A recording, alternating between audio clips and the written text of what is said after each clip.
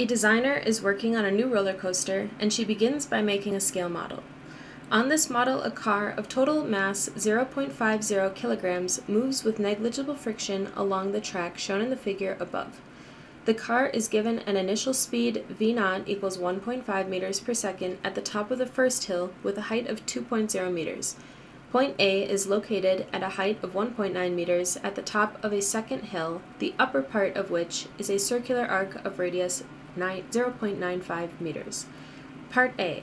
Calculate the speed of the car at point A.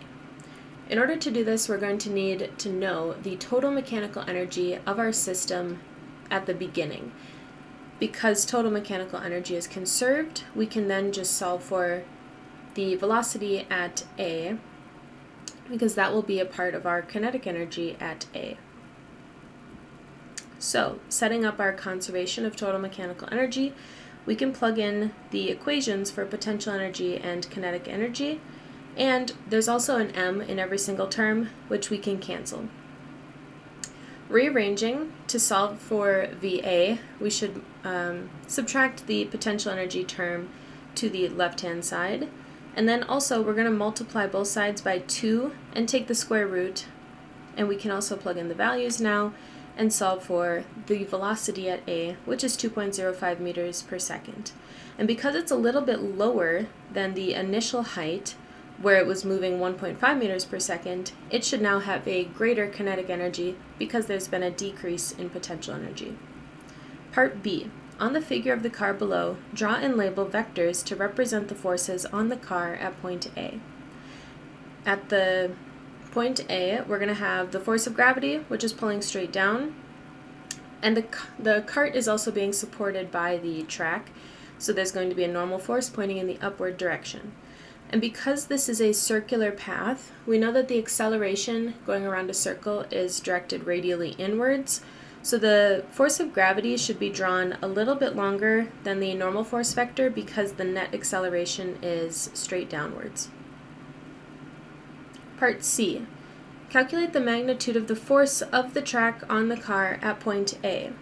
In other words, solve for the normal force.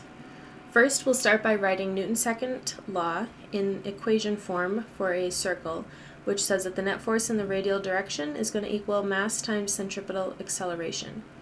Plugging in our two radial forces, making sure to write the inward forces as positive and the outward forces as negative. In this case, our equation would be mg, the force of gravity, minus the normal force is equal to mv squared over r, where v squared over r is centripetal acceleration. To rearrange for the normal force, we're going to add the normal force to the right-hand side and subtract the right side to the left-hand side. In doing so, we can plug in our numbers, and we get that the normal force is equal to 2.69 newtons. Part D. In order to stop the car at point A, some friction must be introduced. Calculate the work that must be done by the friction force in order to stop the car at point A. Well, in order to stop the car at point A, all of that kinetic energy that would have existed at point A needs to be removed by the work of friction, which will do negative energy, or will do negative work because it's removing energy.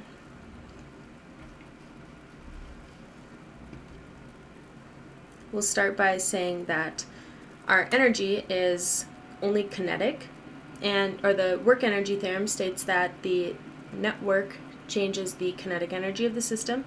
So we can set the work done by friction will be equal to 1/2 mv squared and negative because it's removing energy.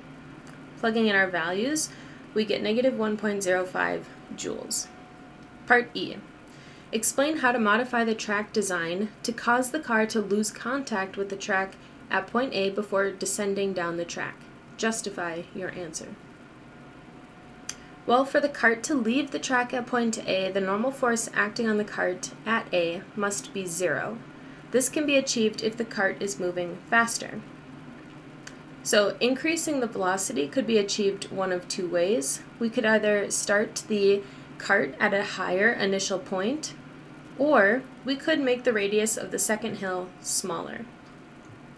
And as a bonus, we could also calculate the speed of the cart that's required for it to leave the track, where we would just use our free body diagram that we did for part B, but we're going to actually set the normal force equal to 0 and then solve for the velocity. And in doing that, we see that if the cart is moving at 3.05 meters per second, it will leave contact with the track.